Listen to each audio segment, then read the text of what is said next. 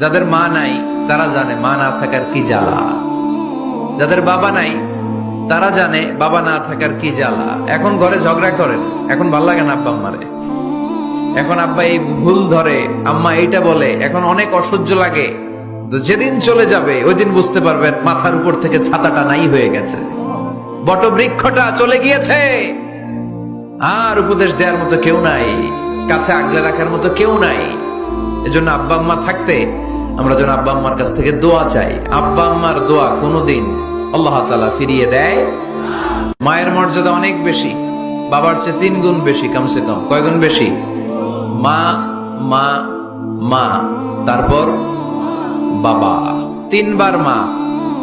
কয়বার মা? একবার বাবা। তার মানে মাকে ইসলাম দিয়েছে স্বর্ণ পদক, দিয়েছে রৌপ্য পদক, দিয়েছে ব্রোঞ্জ পদক, আর বাবাকে দিয়েছে সান্ত্বনা পুরস্কার। আমরা এটা নিয়েই খুশি, ঠিক কিনা? তাহলে মাকে 3টা পুরস্কার, স্বর্ণ পদক মা, রৌপ্য পদক মা, ব্রোঞ্জ পদক মা, বাবারে দিছে কি? সান্ত্বনা পুরস্কার। এজন্য মায়ের মর্যাদা বেশি। লাউ কাতা'তা জিলদাক, চামড়া কেটে যদি মায়ের পায়ের জুতা বানিয়ে দাও।